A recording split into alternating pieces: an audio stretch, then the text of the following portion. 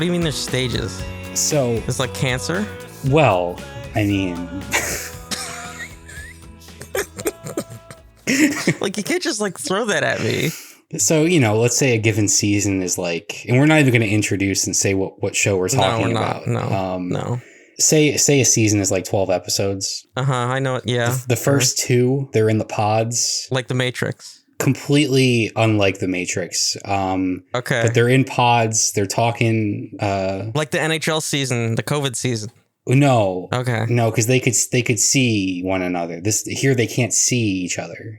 That's like the whole blinds aspect of it. This is like Netflix The Circle. You know, the square, whichever shape. It does. The early parts do recall The Circle, but The Circle is much better, and that's not saying much. But The Circle is much better, or at least it was. I haven't seen. You know, they're probably. Oh. I haven't seen recent seasons. If it's still even going on, who knows? So they start off in the pods for about a week, and by the end of this, so they have to gestate. Is that what? Well, happens? They talk to one another with a wall between them. Okay. You know, so you're. It's sort of like it's like the boy in the striped pajamas. I'm just gonna keep throwing analogies until I make sense of this. Yeah, some that I don't even understand, but that's okay. It's like literal blind dates, you know, where they're both in separate rooms, they can hear each other. Yeah, it's like the Fantastical Mr. Beast or whatever. What was the stupid Beast. Show that we had to watch? Beast, yeah, that's it. Yeah.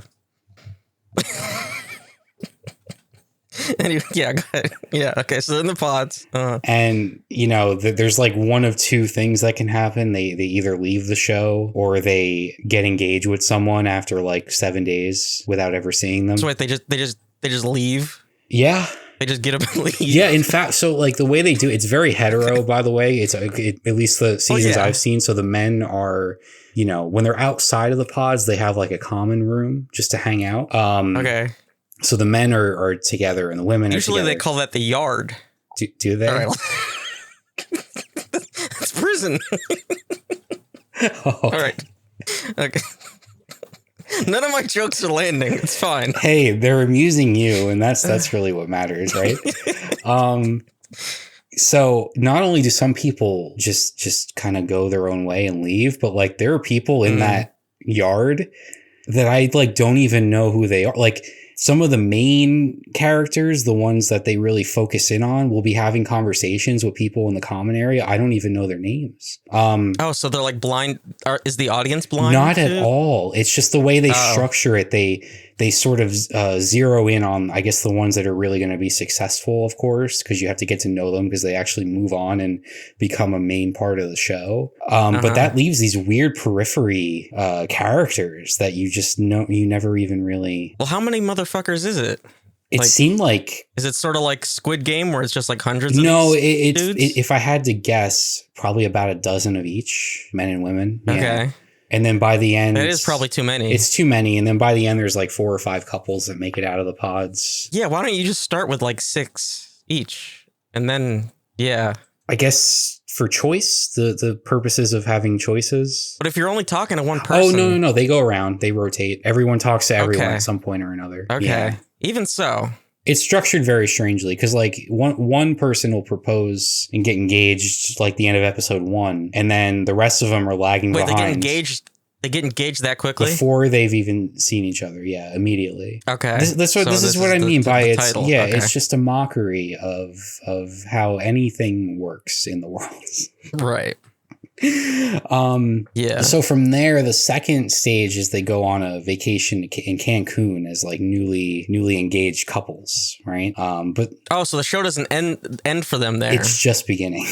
Okay. We're talking the end of episode 2. Okay. Everyone's engaged by the end of episode 2 in real time. It's been about a week. They call it engaged. They like, will you marry me? Down on one knee, really? Rings included. Okay. And in fact, from the very outset, there's a countdown graphic that says days until wedding. And that's like, I guess, the finale destination, which is there's about, I guess, 35 days until the wedding from the outset. So this whole process. So do you get like money if you survive? Is that the incentive? It's not stated. Okay. I think the reward is quote unquote love. But if you stay on the show longer, you get the day rate. So you. Well, that's like behind the scenes, right? Yeah. I'm just trying to think of why anybody would do this. Either that or sort of 15 minutes of fame type thing. Yeah. Or you're just straight up completely delusional. I like find whatever. They got this wonky pairing system. You can't see them. Find whatever. That's the title of the show. But to like just immediately say like, yeah, no, you're engaged. You're just straight up engaged. Yeah. Is not even just like, yeah, no, you're going to do the date thing or whatever, like The Bachelor or whatever. It's actually very strange. The pretend. That's a very good point. Pretend polyamory. Yeah, no, that's a very good point because I'm at the Cancun. This is stage 2. Okay. Yeah. And the Cancun vacation very much feels like just, couples getting to know each other and start dating. Right. Except there's this intense, immense pressure. Yeah. But that's what I mean. Like, what is the incentive to stay together? So, like, if they split up, are they just like done? Well, like they're so I'm not sure island? yet, right? Because what's going to happen? Okay. What's going to happen soon is that the couples will intermingle, and so there is a little hokey pokey going on. I knew something was right because they've all been talking to each other. They've never met in person, but now everyone's engaged. But there's going to be intermingling. So if there were any feelings in the pods, those could sort of. So that's what this is. This show is just set up by a pervert, is what this tells me. Does it? Yeah, absolutely. Some little cuckold is getting his kicks. It's like, oh, you're engaged now, but now you got to swap partners. That kind of weird key party shenanigans. That's what I'm getting out of this. That's all this is. This is like 95% of the way to a porn. So do you know what stage? That's all this is. Do you know what stage 3 is? What? They move in together. Sure. This is almost traditional. You can't move in together unless you're engaged, right? So you gotta. Sure. What do you mean move in together? Like, do they get a house? Like, what does that mean? I believe they live in one of the current residencies of one of the partners, whichever one is preferable, I guess. I haven't made it that far yet. I'm still on stage 2. And who gets whose health insurance? Like this is ridiculous. Well, that's a little too in the weeds for this show. Is it? They're already calling it moving in together when they're on a set. Yeah. Okay. And for me, one of the least compelling parts of the show so far was after the proposal, after the engagement, when they actually see each other and what they look like. Yeah. Because that everyone is at least somewhat attractive. Of course. Like, otherwise they wouldn't be on television. So it's like every single encounter is the same. It's like, oh, they're so beautiful. Oh, they're really attractive. Right. What a shock. What a surprise. What a relief. Yeah. And that just happens over and over again because there's 5 couples or whatever. So the show is called Love is Blind, but then they sort of drop that pretense after the first episode. Yeah. Okay. And I guess they don't drop it. They still emphasize the fact that, these people quote unquote fell in love before they'd ever laid eyes on each other. But of course, falling in love just means having a few conversations through a wall for a few days. Yeah. And it should come as no surprise that in previous seasons, contestants have come out of this saying that the working conditions were terrible. There was just like unreasonable hours spent on set and in this environment. And it was incredibly like toxic and stressful and, things like that. So you can almost feel that at times coming through on the show. And who makes it? Is this TLC? Netflix. Who does this Netflix. one? Oh, sure. Oh, the makers of Sexy Beast. In fact, I think Sexy Beast came as it was inspired by Love is Blind. Yeah. And I would say is a better iteration of it. Against all odds. Okay. What was the one from like the early 2000s that was sort of like the riff on The Bachelor where it's like, we've got this ugly fucking guy, but we told all these women that he's a millionaire. Wasn't that a bit on The Curse? Was it? Do you remember the toxic director on The Curse had like a a write-up idea about a reality show? Oh, I don't remember. I remember he had something crazy, but I don't think it was like that. No, because this was Joe Millionaire, right? Oh, is that the name of the show? Was Joe Millionaire still hot? I think it was called Joe Millionaire, right? Maybe that one. Yeah, Joe Millionaire was elusive. I never. 2003. Yeah. Huh. A group of single women in competition for the affection of a bachelor. The women were under the belief that the bachelor was a millionaire. However, he was actually a working class average Joe. Is this back when $1 million was a lot of money? Is this on streaming? Let's see. Watch season 1. Joe Millionaire 2022. They brought it back. Well, the economy's been in decline, and I think the timing was right. I think you might be able to watch season 1 on Tubi. Oh, there you go. Oh, yeah. I remember this guy's fucking haircut. Jesus. Yeah, 9 episodes, season 1. Now, season 1, is that the reboot? No, this is the original 2003. Oh, it's funny. Season 1, episode 7, the last episode. Season 1, episode 8, the last episode, part 2. Season 1, episode 9, the aftermath. Oh, shit. But then, yeah, what's this? Joe Millionaire for Richer or Poorer? 2022, 20 women are faced with the age-old dilemma of choosing love or money while dating one prince and one pauper without knowing which is which. Oh, the old switcheroo. Jesus Christ. Oh, man. But yeah, the bottom line is I'm all in on Love is Blind. Yeah. Yeah, because it's awful. It's just all the worst traits of like dating shows that you could imagine. But it's incredibly watchable. Yeah, it's like The Bachelor, just like microwaved. Yeah. Just sped up to infinity. Mm-hmm. Man. Hey, what's up? It's the Nerd Show, episode 99. 99 of these suckers. We're going on hiatus after this one, right? Well, I have a dilemma. So I like to do my seasons that mean absolutely nothing. And so the next episode would be episode 100. Mm-hmm. And so this is a completely made up problem that I've created myself. Should the next season of the show begin with episode 100 or episode 101? Oh, that's the easiest question. It is. Episode 100 is a season finale. There's no other way. Who ends their season on unless you want episode 99 to be season finale part 1, and then episode I could do the Joe Millionaire. Episode 100 season finale part 2, then 101 is the aftermath. Yeah.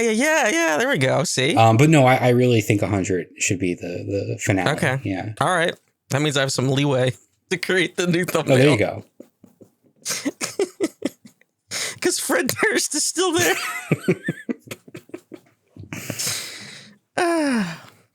This is going to be a little bit of an update show because as soon as I published last episode, a shit ton of details came out about the Hugo Awards. That was the main focus of the last episode.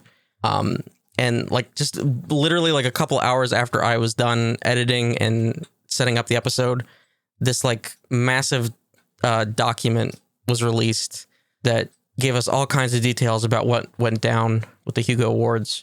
So in a way, it's sort of brings that closure that we were sort of missing the last time. It was like I didn't really know how to wrap up the sort of story of it all. And here we are. We have some answers where they were missing. So if you're a little confused about what any of this is, then you should probably listen to last episode. So whatever, you can just literally look whatever day I published last episode, that same day, this 16-page document by Chris M. Barkley and Jason Sanford, who are 2 journalists, was released. They released it as like a Google Doc, and then also, I think, on their respective websites. And I'll put it in the description like I did for a lot of the sources last time. The long and short of it is that it's basically the worst of what we had all assumed. You know, there was lots of theories being sort of tossed back and forth about like why these nominees for these awards were just sort of marked as ineligible, you know. And the reality is that sort of the dude running, like the head administrator, that Dave McCarty guy, tasked the Western administrators of the Hugo Awards, and I forget which body it is, because there's like the Worldcon sort of administrative body and all that, but like basically the group that was in charge of organizing and that was in charge of the not quite the ballots, but like basically who was allowed to be on the ballots, he instructed them to create dossiers of the nominees and look for anything that could be politically sensitive to China. And he didn't really give them instructions for this and was just basically like, China stuff sort of thing. And so they did. So they created basically like almost like political ops documents for all the nominees. Now, see if they had anything in their backgrounds. Okay, I was going to ask, is it specifically the authors and what they have maybe said or done in their lives? Is it the content of the actual work that is being, considered? Like, is it everything? I will say the answer is yes. Okay. The answer was yes. Okay. Anything that they had said publicly, said privately, done publicly, done privately, anything they had written publicly or privately, anything and everything was on the table. There were really no guidelines. This was so slapdash. This was so carelessly handled. And again, this was not under directive, apparently, from the Chinese government. It was this guy who decided to do this. Because he did not want to potentially offend the Chinese government, maybe. Because he didn't even say that, really. All he said was, well, China's got laws. That's literally like a quote from one of these emails. China's got laws. Whatever the fuck that's supposed to mean. It's like, yeah, a lot of countries do. And so in the group of administrators he tasked with this, he only tasked the Western administrators, only the ones from the U.S. and Canada. None of the Chinese collaborators were involved in this at all. I think mostly because he couldn't speak Chinese and wasn't really involving them. But that's just me trying to make sense of this. But yeah, none of the Chinese administrators were involved in creating these ops documents. And these are like volunteers, right? They're just doing this. Apparently some of them raised concerns. It didn't stop them from doing it anyway. And it's a little I'm still like iffy on the timeline. So they were told to do this in June and the awards were in October. And so I still don't know if these were like just the finalists or if this was like literally anybody that could have been voted on, or if this was like what stage of the process this was. I'm still like not clear on that. And this document doesn't really alleviate that portion for me personally. But like at this point, it's like we're past that. But I couldn't find that clarification for myself. So I do want to bring up a couple quotes here because they're so fucking bonkers. One of the other administrators, a Kat Jones, wrote an email to the administration group titled Best Novel Potential Issues. In the email, Jones raised concerns about the novel Babel or the Necessity of Violence by R.F. Kuang and The Daughter of Dr. Moreau by Sylvia Moreno Garcia. Jones wrote that Babel has, quote, a lot about China. I haven't read it, and I'm not up on Chinese politics, so cannot say whether it would be viewed as negatives of China. While adding that The Daughter of Dr. Moreau talked about, quote, about importing hacienda workers from China. I have not read the book and do not know whether this would be considered negative. I love I have not read the book. It's just very fitting for the type of research on display here. The book by the Chinese American author has a lot about China in it. The book that's about like has a lot about China. You don't fucking say. By the way, worth mentioning, both authors, excellent and highly recommend. I've read both. Both of them. Not these specific books. Unfortunately, I only read books that are eligible for Hugo Awards. but I've read some of their other work, and they're great. But anyway, just mentioning that. Yeah. So this is an aside because I was going to bring this up last time, and then throughout the episode I just lost track of it. But so I bought Babel because I hadn't read it yet either. And it was on sale on Kindle. Whether that was the publisher seeing the search interests rise and decided to discount it, or that was Amazon doing that, who's to say? And I had some Kindle credit, and I was like, "Oh, this will be great. I'll grab that and read it at some point." Fucking Amazon is so dirty. I have to pirate that book because I cannot download it because I no longer have a Kindle device. That's fucking insane. Oh wow! I bought the book. And what I would usually do is I would go into my Amazon account, click the little download AZW button or whatever, and then I would transfer it over previously to my Kindle. Mm-hmm. And what I would do is I would transfer it now to my new e-reader, which is not a Kindle. So I can't do that because I deregistered my Kindle and sold it on eBay. So now I can no longer download Kindle books. That's great. That's super fun. That's fantastic. That's a great decision. How fucking stupid is that? I can have the Kindle app. I could read it on the web browser. Right. But I cannot download the DRM locked Kindle book to my computer, which I could do anyway, which is what I was doing anyway with a Kindle because I don't have a Kindle registered to my Amazon account. How fucking stupid is that? I really like this mini rant in the middle of... I had to get it out eventually. But no, you're absolutely right. And you know what my solution is? If I'm buying a book now, it's just physical. Sure. I'm just buying the physical book.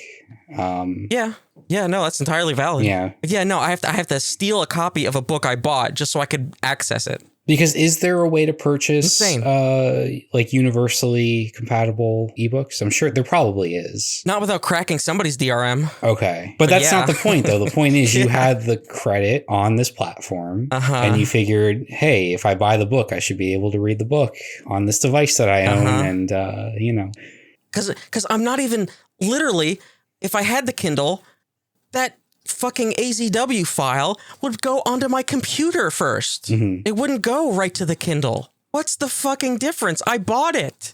I have to break the DRM one way or another. Insane. Well, this is just another example of like you don't actually own most, if not all, of the things that you purchase digitally. Right. This was the one way you fucking could. Yes. Is if you downloaded your fucking AZWs, their fucking proprietary ass format, to your computer. There you go. You've got the file.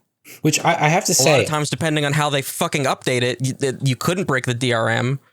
You need all kinds of fucking bullshit software. I don't know if in the history of podcasting, anyone has been as passionate about AZW files as what's happening right now. I fucking despise AZW files. They're better than fucking KFX. Don't get me started on fucking KFX. That sounds like a candy bar. KFX can gargle my nuts. Wow. Those suck so bad. They never work. Not pulling any punches this week. They create duplicates. Oh my God. AZWs are literally just locked EPUBs, for God's sake. Mm-hmm. Do you know how long it took Amazon to fucking just allow you to put regular ass EPUBs on Kindle? Holy shit. They only allowed it in like the last couple of years. Yeah, I was going to say, because back when I was using a Kindle, I would have to always like side load. Yeah, you have to use Mobi. Oh, yeah. That's right. You would convert it first and then you would. Yeah. What's the difference between EPUB and Mobi? Not much. It was just a pain in the ass. Because an EPUB is basically just HTML. It's ridiculous. Anyway. Okay. All right. I gotta get back. I fucking hate Amazon so bad. Anyway, but yeah, so I have also not read Babel yet. I'd like to.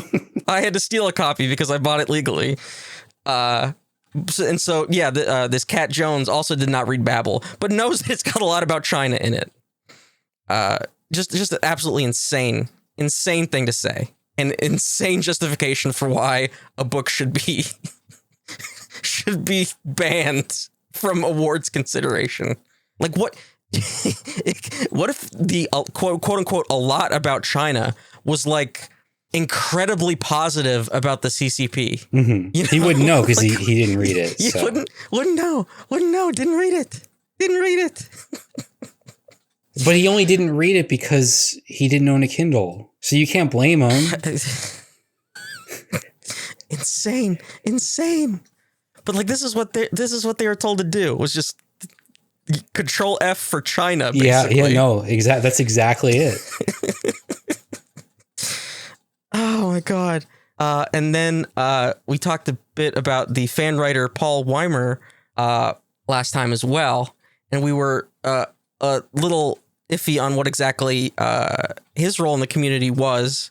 And so he originally believed he was eligible for the awards because he confirmed in an interview that he thought he was eligible because he had published more than 60 works in different outlets. So he was up for best fan writer. And so there should have been no reason. His disqualification is somehow even more ridiculous. Somehow he was deemed not eligible despite meeting the eligibility requirements in their constitution because he had traveled to Tibet, had a Twitter discussion about Hong Kong, mentioned Tiananmen Square, expressed support for the Chengdu Worldcon Hugos, while also being negative about the Chinese government in a Patreon article, and wrote a review of S.L. Huang's The Water Outlaws, where he praised Huang for taking one of the pillars of Chinese literature and reinventing it as a queer feminist retelling of an important and nation-defining story. So he was banned for a bunch of Twitter posts. It's always the old tweets that catch up to you in the end. But usually those tweets are bad or problematic, unlike in this scenario. Yeah. Did I hear that right? That one of them was that he expressed positivity about this award show? Yes, he expressed support for the Chengdu Worldcon while also sharing negatives about the Chinese government. Okay.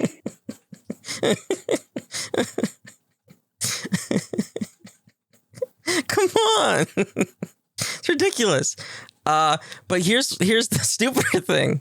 Okay.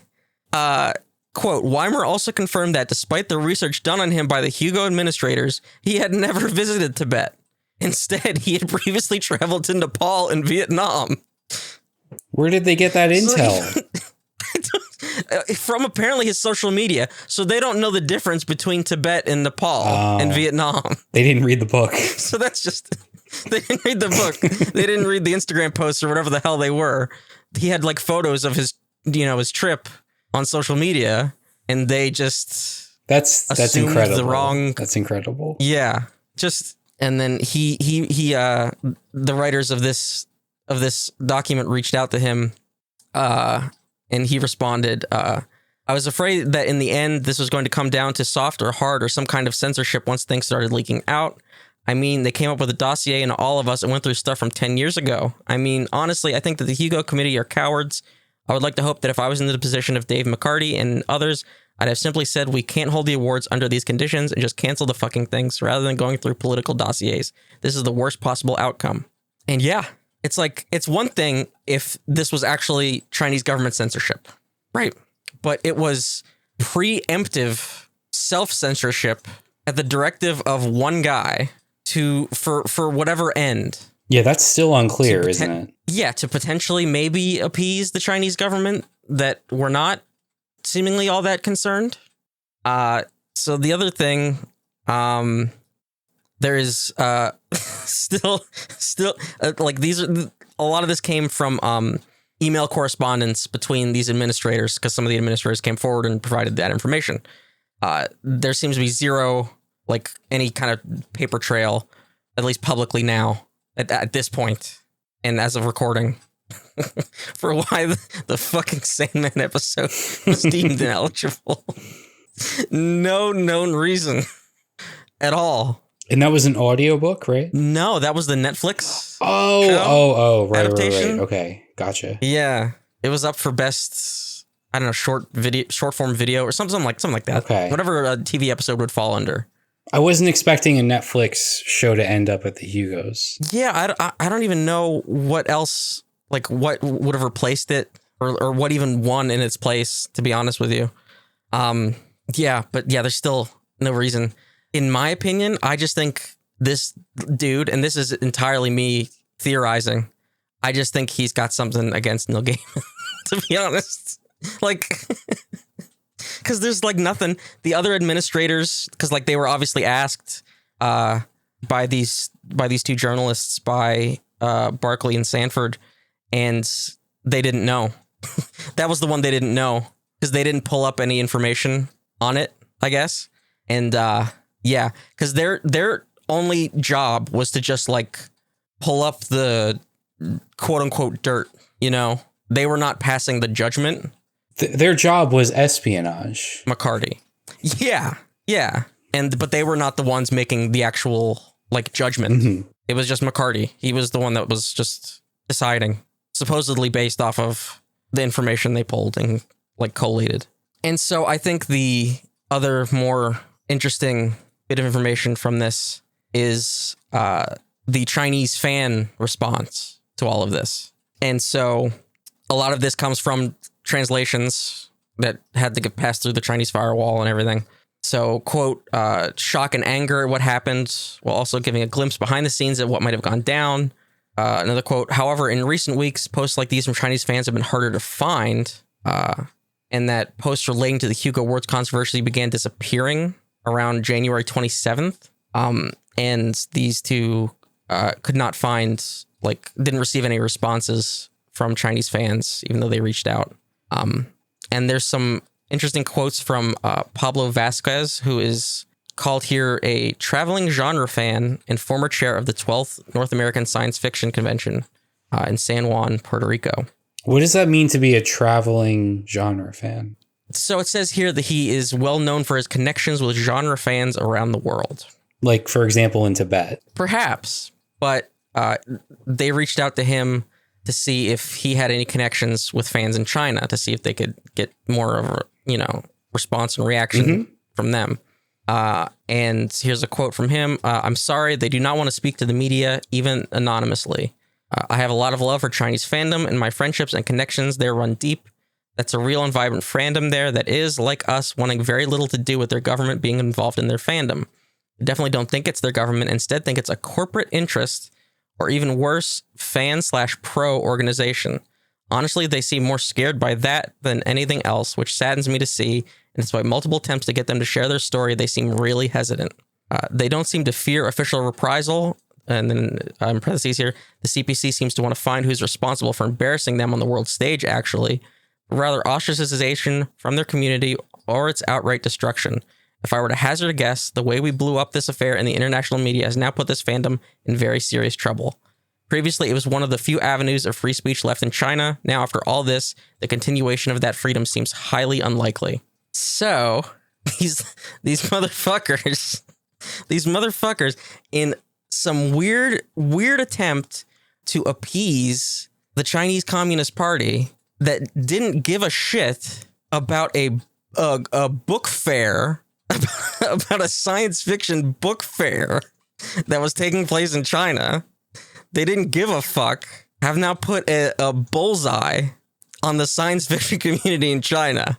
Fantastic. Fan-fucking-tastic.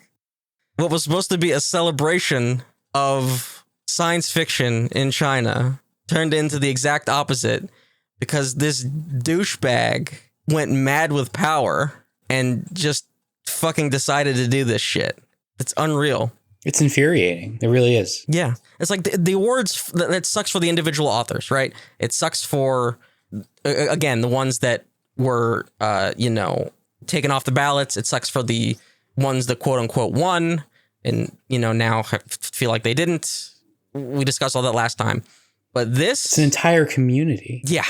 An entire culture and community has been impacted. Yeah. Yep. And not even that, but it's like retroactive, which I'm sure you're going to get into because like the awards themselves, like it just raises questions about the past, not to even mention any potential for a future here. Yeah. Like we talked about, because the next awards are happening in Glasgow. The biggest microscope is on that. It's a different team. It's a different administration. But like, how do you get past this shit? I don't know. There's a few other details that I saw floating around. So we quoted Mary Robinette Cowell, last week she was sort of familiar with the workings of this process, especially like the ballot collecting process. And so she said that Dave McCarty used his own like proprietary ballot software and that no one's ever like seen it or accessed it. And he was the only one in charge of it. Like it was his. So like not even on just on top of just being able to just sort of strike anybody off for whatever silly reasons. It's like, I feel like that detail alone would have delegitimized the whole thing, you know, if it hadn't already been. Yeah, just having one guy in charge of the numbers. Like, come on. And who knows if he that allowed to? Who knows if he even read the books? Let's be real. Well, sure. Like, but how is that allowed to be the system for years? Just have one guy, basically one guy counting the votes. That's nuts. It's insane. And yeah, so somebody, I want to get their name. Oh, you should sign your blogs. I have no idea how to pronounce that. Okay, I'm going to say Kamestros Philapton. All right. Yeah, sure. They're basically saying that, like, based on the numbers, certain categories should have had all native Chinese nominations, but instead had all English language works in them instead. Incredible. So, like, come on, what the fuck? What the fuck happened? I think we know what happened. Yeah, but like, yeah. No, I know. How did nobody like think just having one dude with his own like super secret software in charge of the votes would just be, oh yeah, there's no way there's going to be any kind of corruption or anything with this. He's the dude. He's the guy. And then, of course, whenever a lot of this started blowing up, I saw like allegations of sexual harassment against Dave McCarty. And it was nothing like very detailed or super specific, but it was sort of just like, yeah, he's a known harasser of women at conventions. It's like, oh yeah, sure. Just let's just put that cherry on top. Just okay, sure. And so the takeaway for me is he was just trying to exert any kind of authority and power he could wherever he could. It's just insane. It's I mean, it's good that we got this information, because when we left off last time, we thought a lot of this would just be kind of left uncertain. Yeah. But boy, is it bleak. It is. It's very bleak. It is. So about the book club. Yeah. Well, like, so on the plus side, a lot of writers are realizing that, like, oh shit, there's a lot of this Chinese work that should have been nominated and won. Yes. And it's being ignored. Oh, we should maybe find a way to translate that and get it published in the West. So the proper, the decent people in publishing are like, you know, trying to maybe uplift the work that was make things better here. Yes. I just hope that this doesn't cause things to get clamped down further, so that can happen and there can be an exchange of ideas and writing, and we can get some good stories, because that was sort of the whole fucking point. I mean, as long as they're not written by Neil Gaiman, you know, it's. Yeah, apparently not. Yeah, you can't have any Neil Gaiman shit. Boy, I would love a new Gaiman novel. It has been a very long time. American Gods is very special. The Ocean at the End of the Lane is one of my favorite books, and that was I guess he did Norse mythology, but you know, I sort of consider Ocean to be like his last novel, and that was like over a decade ago. So yeah, I would really love a new like novel from him. But anyway, yeah, so hopefully something decent can come out of this, you know. But yeah, pretty rough. There is some kind of closure now. Yeah, it's not very good. But like you said, yeah, we do want to do the book club again. Because what did we even read last time? I can't remember. It's been so long. We did R.F. Kuang. Was that the last one? Yes, we've only done 2. Jesus Christ. We've only done 2. My sense of time has just well, it's been in hibernation, this book club here. Well, because I came to the realization immediately with the first pick that we constructed a horror themed book club.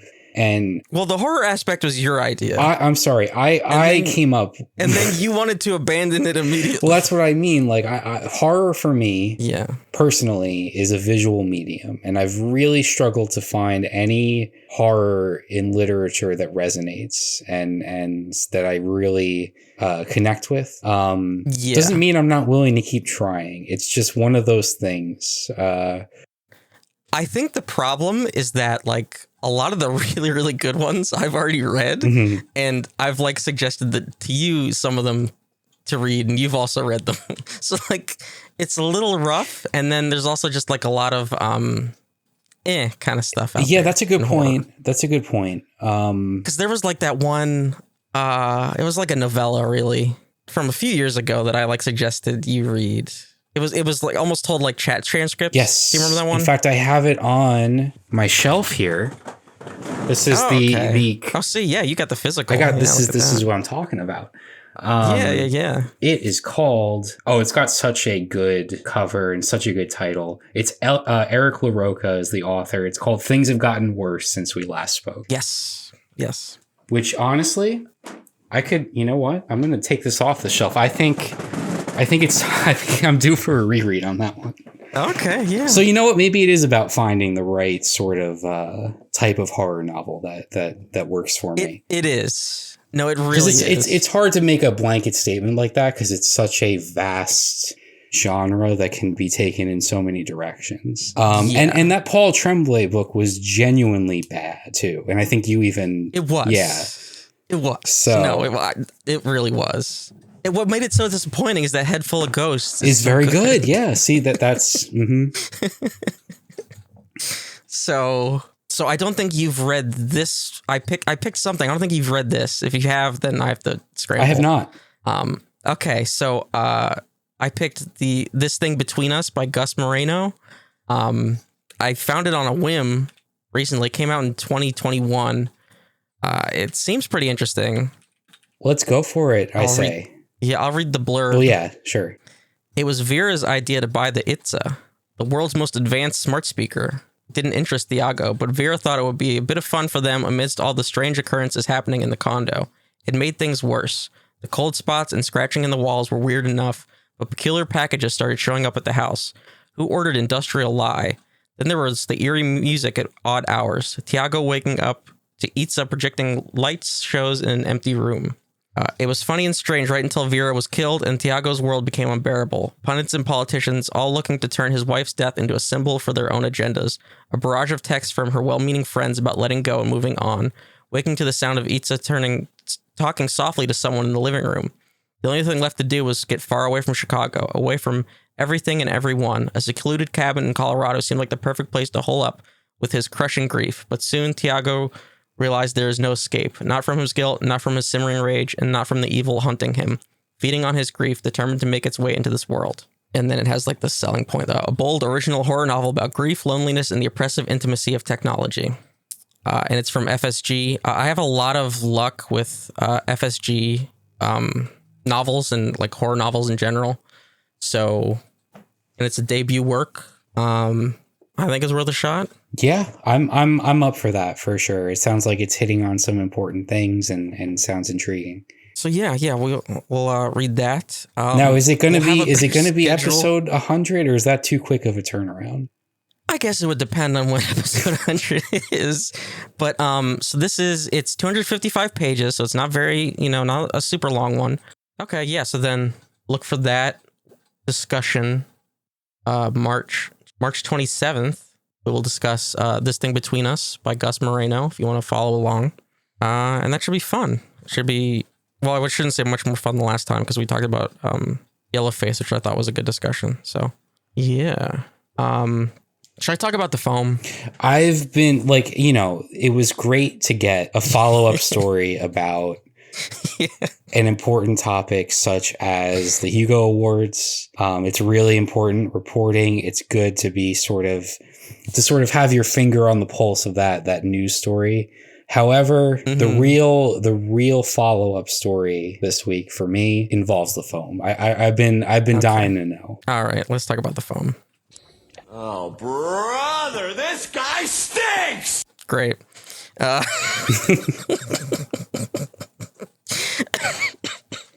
So where we left off is that I had the new keyboard because I broke the other one because of the foam.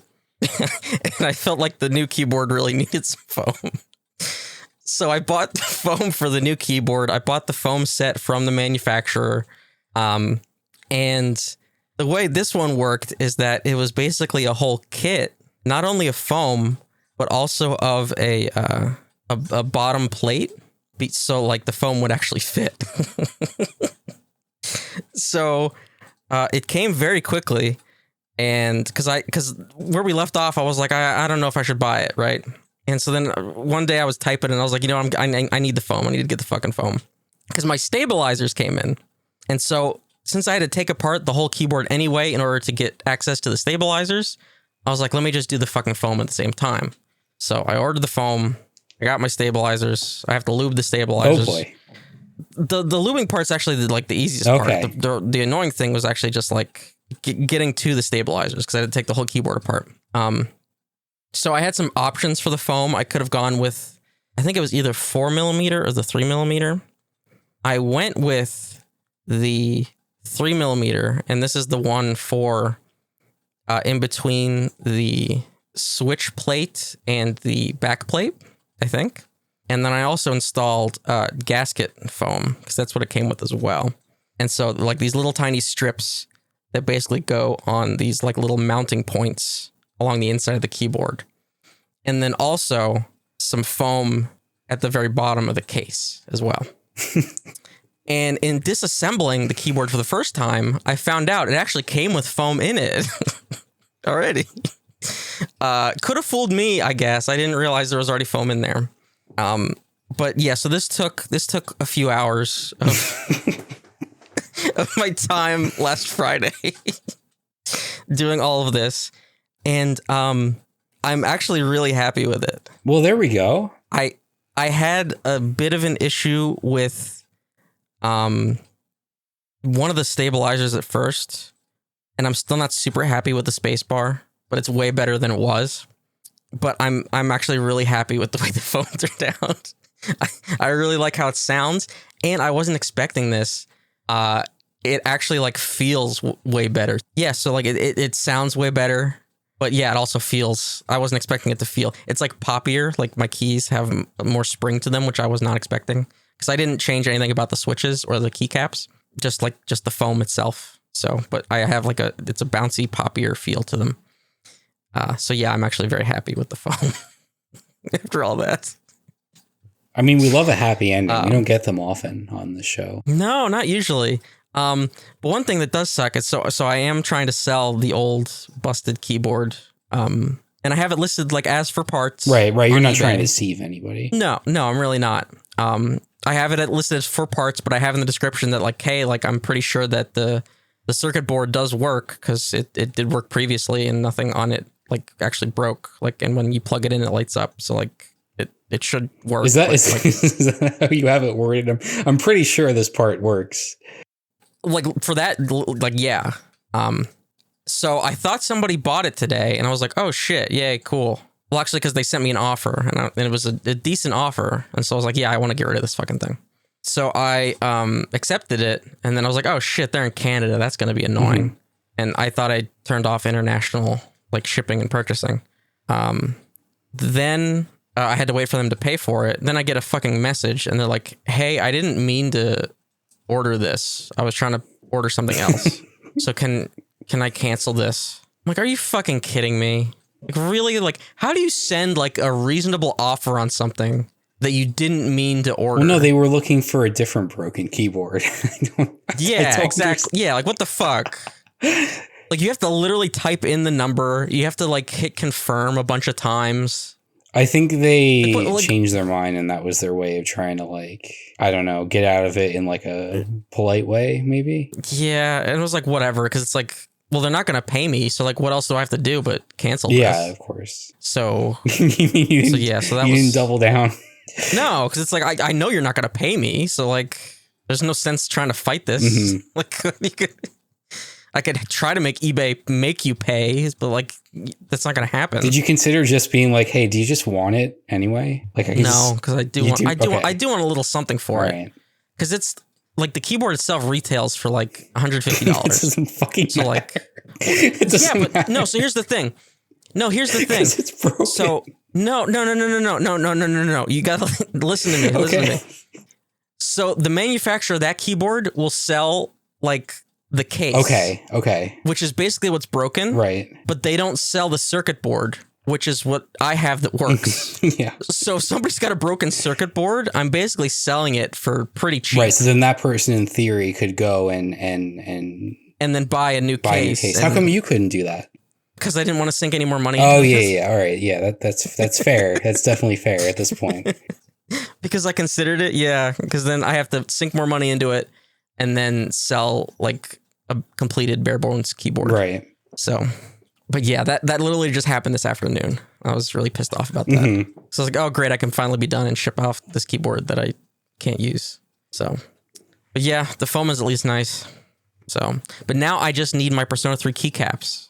I'm waiting on those. So, by the time they arrive, you'll have completed the game. Probably. When's that podcast coming out? Next week. Oh, really? Next week. Now, is that not like a full game review? Is it? Is it just like an update? No, it's everything. Oh, it's everything. Wow. It's fucking everything. It's. Have you recorded it? I am at no, not yet. Okay.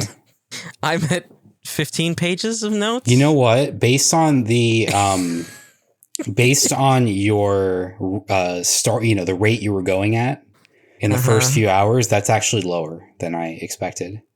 Well, so I've barely touched on the combat is the thing. Oh my. With the notes.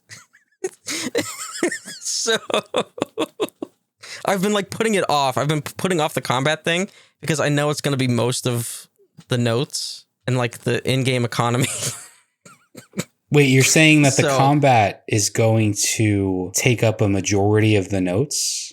It's going to be a very large chunk. It's going to take up the majority of the notes, but it won't take up the majority of what I say. I know that sounds weird. Okay. But like, it's like so many things I need to keep straight in my head for when I talk. Sort of the same thing like I did here. Right. Today. So yeah, this is much more scripted than I usually do. But it's going to be a lot. It's going to be a lot. It's going to be so fucking granular. I don't know if anybody's going to like it, but it's going to be very, very in-depth. But there was no other outcome. Like there was no other way this could have gone is the thing. No, yeah. So you might as well embrace it. Yeah, pretty much. Yeah. It should be good. I mean, I'll try to make it entertaining. If you just want to hear a crazy person just sort of obsessively nitpick a video game for like 2 hours. I don't know how long it's going to be, but it's probably going to be around 2 hours. It's funny you think that. It's probably going to be 2 hours. Okay. All right. If you say so. I think that's what I'm shooting for. Because I honestly can't talk like physically that much. I have a lot to say, but I physically can't talk that much. Well, you should do the remap or formerly Waypoint thing where they just, the recording is 6 hours long and they split it among multiple days. If I end up doing that, then yeah, I will. But I also want to get it out because in 2 days, fucking Final Fantasy VII comes out. Oh, that's right. You've been on JRPG crunch time. Yeah, it's insane. Yeah, that is wild. So, and Atlas kills me because now they announced SMT5 ports. So like, Christ alive. Yeah, but if those are just ports, do you need to play that game again? No. There's new content. You don't understand. This is SMT5, which was a fucking Switch exclusive. I need that on PC. I need that game on PC. And there's new content. There's a whole new fucking story. They said that there's 2 routes now to the game. Oh, wow. I got 160 hours apparently ahead of me in that fucking thing. Oh. I need a time machine basically, so I could just sort of like stop time and like go listen to Did It All from the Moogles. You can watch me just actually break. Like actually break. I know I joke about it a lot, but like it might finally happen. And right before episode 100, we almost made it. I know. We're so close. But hey, at least the foam's good. The foam's good. Feels nice to type on. Sounds good. And I need my Persona 3 keycaps. Oh, this doesn't have to be part of the recording, but I have a Persona 3 keychain for you. It's a GameStop exclusive. Sure. So I was given an extra one. Okay. And I immediately knew what I'd be doing with it. So throw it into the trash. No, it's actually nice. This one's still in the wrapping, but I saw what it looks like, and it's actually got some nice detail. It's pretty cool. It's like, I guess if you pre-ordered the game through GameStop, which I knew there was no chance you had done that. No. So yeah, next time I see it, I'll give that to you. Okay, I appreciate that. Our last segment here, I just want to briefly touch on the AI shit. So I said it last time, and it's still true that I want to sunset this segment because it bums me out so much. It really has gotten to the point where like we say that the AI is taking the jobs, and well, it actually is now. Yeah. Like I see them. I like see a lot of them now. And so I pulled up this one, which I have to make bigger now because I can't fucking read that small. So this is a creative writing AI trainer. Help train AI models to become more accurate, relevant, and safe in your field. About this opportunity, cutting edge projects, work on challenging projects that push the boundaries of AI. Flexibility, set your own hours and work remotely from anywhere. Weekly payouts, get paid conveniently on a weekly basis. Professional growth, gain valuable experience in AI while honing your writing skills and deepening your domain expertise. I love to deepen my domain expertise. Collaborative environment, join a team of talented professionals who share your passion for AI and creative writing. Duration, variable depending on project length, flexible hours, location, remote work from anywhere. Qualifications, a bachelor's degree. Guess what the compensation was? Let's hear it. $15 an hour. Oh boy, that's like basically minimum wage in a lot of places. Or at least what should be considered at the very least. Yeah, that's... I could be paid $15 an hour to have the AI take over my entire industry. Yeah, it's funny, right? Even just the title, creative writing AI, is like two completely contradictory things. Yeah. Yep. So yeah, I've been quite depressed this week because this is just probably the most egregious one I've seen. Right, because what you're doing is you're providing the AI trainer with things that it will steal from you. Yeah. Right? Yeah. To better learn and then steal more things and regurgitate and so on. Yeah. I'm just providing a data set. Yeah. But that domain expertise, though, that's very valuable. So you have to weigh your options. I've been trying to expand my domain expertise. And you did change your website recently. I did. Speaking of, just today, Automatic, which is the parent company of Tumblr and WordPress, they're going to sell user data to OpenAI and Midjourney. So the artists aren't safe either. And so I had to nuke all of my old accounts that I still had out there. Yeah, that's bleak. So that's fun. That's very bleak. Yeah. Now, when they say user data, how do you interpret that? Just everything? Everything. Nothing's off limits? Everything and the kitchen sink and the baby and the bathwater. Right. Everything. Yeah. Everything. Yeah, because Tumblr makes no money and they haven't had a way to monetize it ever. And they're struggling. Oh, so you're telling me the whole allowing just random users to purchase advertisements didn't really work in their favor? No. And so they had recently they apparently had a live streaming service, I guess. I don't know, section of the site. And they recently shut that down I can only presume because nobody used it, and also for cost cutting measures. And yeah, so this is pretty bad. The fact that they're doing both OpenAI and Midjourney, which of course Midjourney is the one that creates all the bullshit AI art, tells me that they are like literally just selling everybody's posts, like explicitly. Yeah. Because like if it was just like, you know, oh, what are users interacting with, you know, or just like whatever bullshit like advertising data, you know, why would you sell to the AI art company also? So like, yeah, it's bad. And I just would probably have just like a bunch of sad boy emo shit that I posted in like 2012. But like even so, I had to nuke that shit. I just it's had the to principle of it. No, it's entirely the principle. And it's also just kind of good to get rid of that digital footprint. But like also, yeah, no, I just had to completely nuke that shit. WordPress, on the other hand, so if you have a WordPress.com like blog, that is what they're going to be taking from.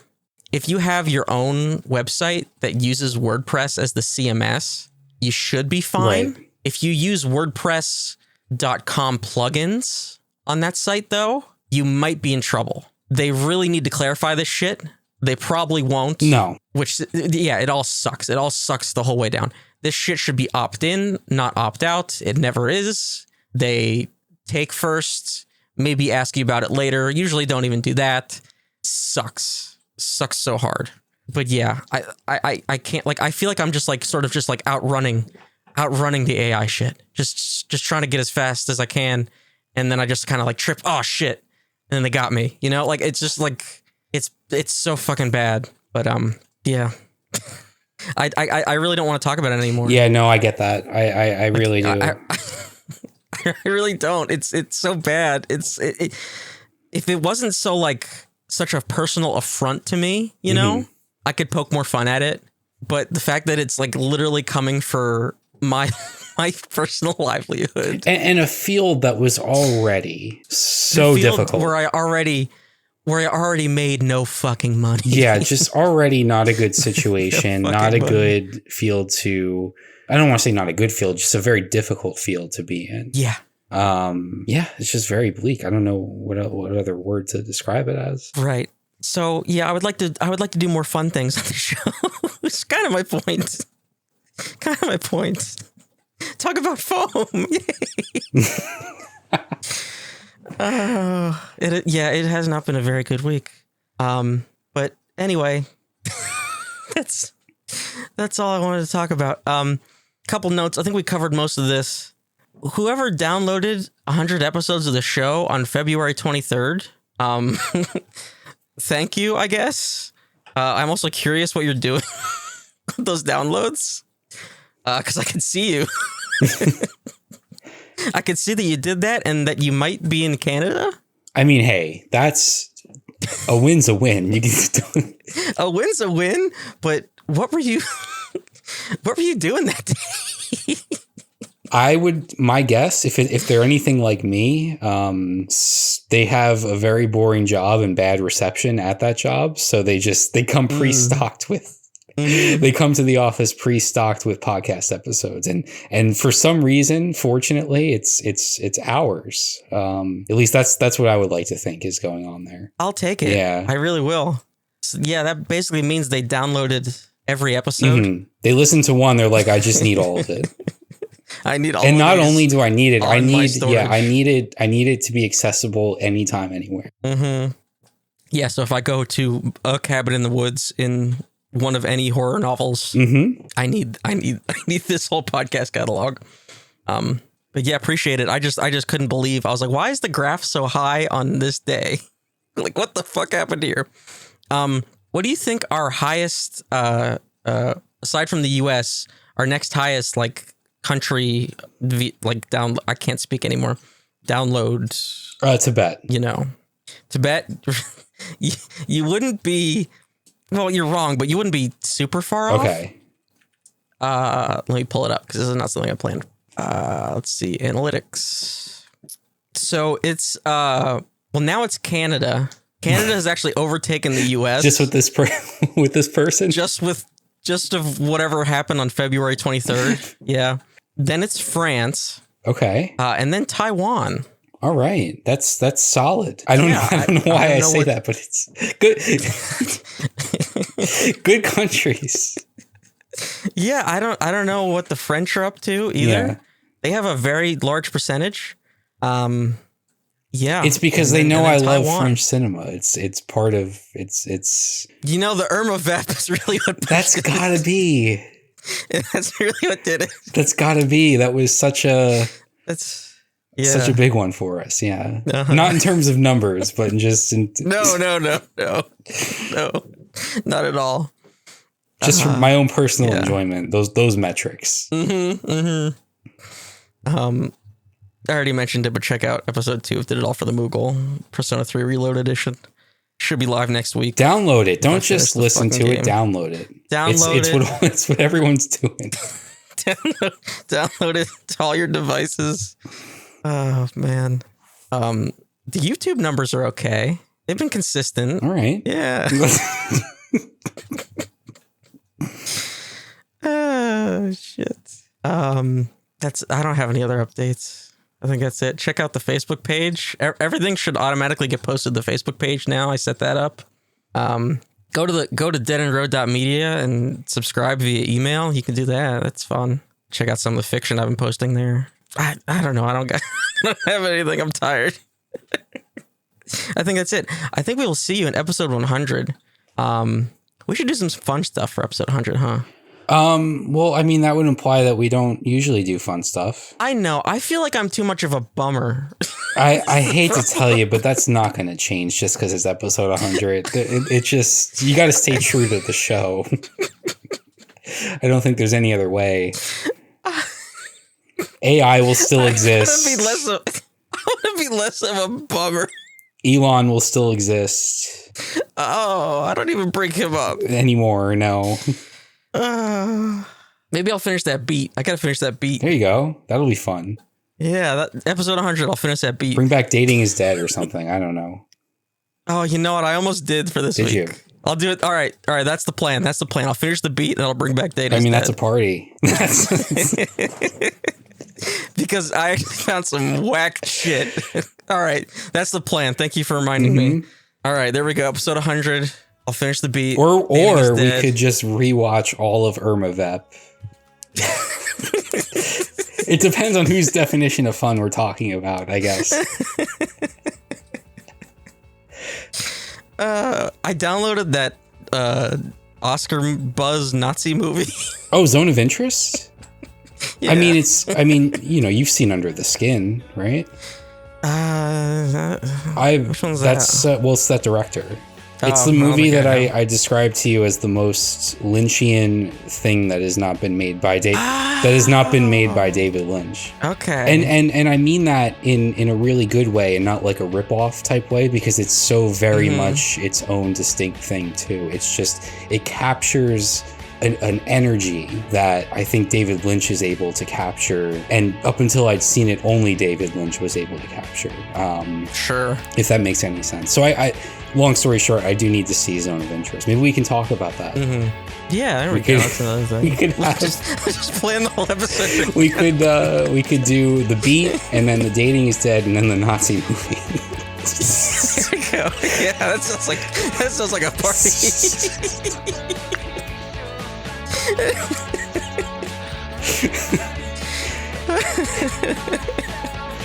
Excellent. All right, thank you for listening. If anybody listens to this part, you're a fucking saint. Yeah, truly. All right, that's gonna do it for us. I mean, it's one thing to download 100 episodes. It's a whole nother thing to actually listen to them. Because even I don't do that to boost my own numbers. And you know, I can't listen to the sound of my own voice, so I would be no help there. Yeah.